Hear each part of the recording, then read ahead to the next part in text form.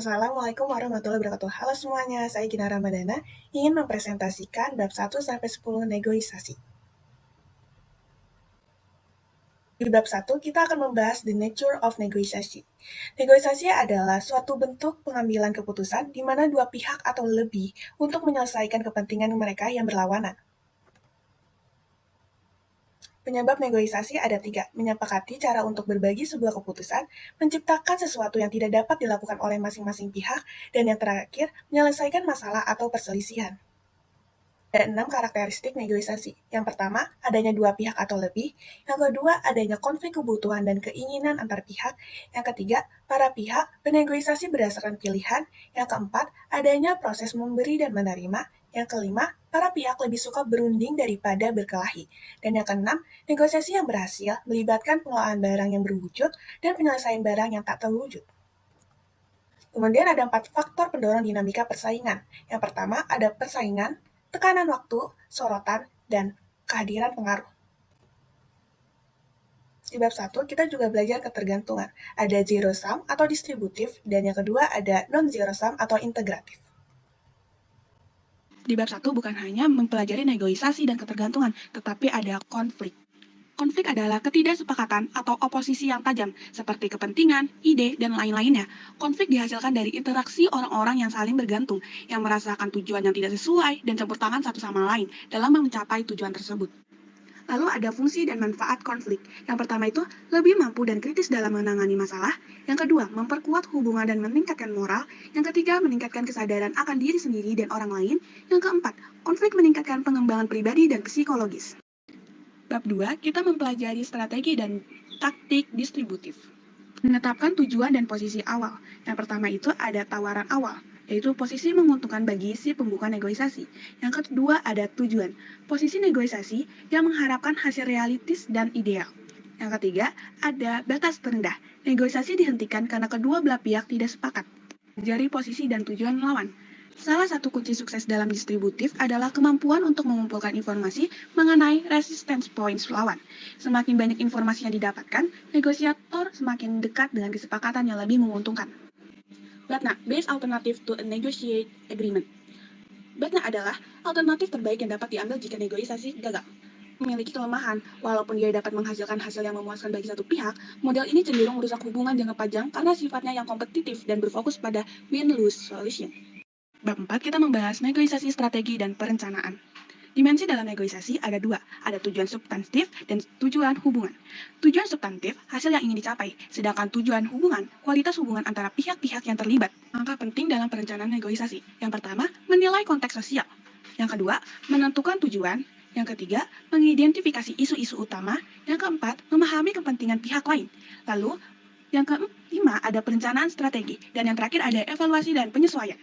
Negosiasi ada 3. Yang pertama, inisiasi. Memulai negosiasi dengan menetapkan agenda dan membingkai isu yang akan dibahas. Yang kedua, ada tawar-menawar. Proses di mana pihak-pihak terlibat dalam diskusi untuk mencapai kesepakatan, termasuk melakukan trade-off dan mempertimbangkan potensi konsensi. Yang ketiga, ada resolusi. Menyelesaikan negosiasi dengan mencapai kesepakatan yang saling menguntungkan dan mencatat hasil yang akan disepakati. Di bab 5, kita membahas etika di dalam negosiasi. Prinsip dan pedoman moral yang mengarahkan perilaku seseorang agar adil, jujur, dan menghormati pihak lain dalam proses negosiasi. Di bab 5 ini kita juga belajar tentang penerapan etika dalam bisnis, perilaku yang sering muncul dalam negosiasi, dan pendekatan rasionalisasi etika. Di sini kita juga membahas faktor yang membentuk kecenderungan sikap negosiasi untuk menggunakan sikap tidak etis. Di bab 5 kita belajar prinsip etika dalam negosiasi. Beberapa prinsip etika yang harus dijunjung tinggi dalam proses negosiasi ada 5. Yang pertama, integritas, keterbukaan, hormat, keadilan, dan tanggung jawab. Di bab 6 kita membahas negosiasi, persepsi, kognisi, dan emosi. Langkah-langkah kunci dalam proses negosiasi integratif, yang pertama ada persepsi, yang kedua distorsi persepsi, yang ketiga kognisi, dan yang keempat ada emosi. Bias kognitif dalam negosiasi. Kesalahan sistematis dalam berpikir yang dapat menghalangi pengembalian keputusan yang objektif. Di bab 6, kita membahas pembikaian dalam negosiasi. Apa sih itu pembikaian? Cara pihak dalam negosiasi menentukan, mendefinisikan, dan menafsirkan isu atau masalah yang sedang dibicarakan. Ada 4 jenis bingkai. Yang pertama substantif, hasil, proses, dan karakterisasinya. Bab 7 membahas komunikasi. Komunikasi adalah elemen penting dalam proses negosiasi. Melalui komunikasi, para pihak menyampaikan informasi, keinginan, tujuan, dan strategi mereka. Komunikasi membantu mengklarifikasi masalah, memahami perspektif masing-masing, dan mencapai kesepakatan bersama. Ada 5 basic modal dalam komunikasi. Apa sih yang dikomunikasikan selama negosiasi? Yang itu ada 4, penawaran dan penawaran balik, informasi tentang alternatif, informasi tentang hasil, dan yang terakhir, akun sosial. Lalu di bab 7 kita juga belajar proses komunikasi yang benar. Komunikasi mengenai proses negosiasi itu sendiri, tentang bagaimana itu berjalan dan memperbaiki apa saja yang harus dilakukan. Komunikasi mengenai proses ini penting, karena dapat menghilangkan ketegangan ketika terjadi perdebatan pendapat. Lalu ada 3 cara meningkatkan komunikasi dalam negosiasi. Yang pertama, penggunaan pertanyaan. Yang kedua, mendengarkan. Dan yang ketiga, pertukaran peran. Bab 8 kita belajar menemukan dan menggunakan kekuatan negosiasi. Apa sih itu kekuatan? Kekuatan adalah kemampuan untuk mewujudkan hasil yang mereka inginkan, atau kemampuan untuk menyelesaikan sesuatu dengan cara yang mereka inginkan. Dari mana aja sih sumber kekuatan? Kekuatan itu berasal dari kemampuan negosiator untuk mengumpulkan dan mengatur fakta dan data untuk mendukung posisinya, argumen, atau hasil yang diinginkan. Gimana sih kita berurusan dengan pihak lain yang memiliki kekuatan lebih besar? Yang pertama itu adalah buat pertanyaan lebih kuat. Bangun momentum dengan penawaran, gunakan informasi yang akurat, ajukan banyak pertanyaan untuk mendapatkan banyak informasi.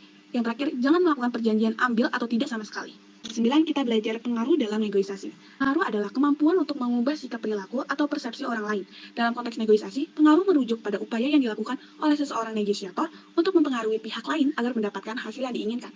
Lalu kita di sini juga belajar 2 rute menuju pengaruh, model yang mengorganisasi. Ada rute sentral dan periferal. Rute sentral menuju pengaruh, pesan dan cara menyampaikannya. Di sini ada rute periferal menuju pengaruh. Perlu kita belajar hubungan dalam negosiasi. Kepercayaan, reputasi, dan keadilan saling berinteraksi dalam negosiasi. Ada 5 manajemen konflik dalam bisnis keluarga. 3 cara untuk memperbaiki kepercayaan. Yang pertama, solusi struktural. Yang kedua, ada reparasi. Yang ketiga, ada keadilan. Sekian dari saya, presentasi negosiasi dari bab 1 sampai 10. Terima kasih. Assalamualaikum warahmatullahi wabarakatuh.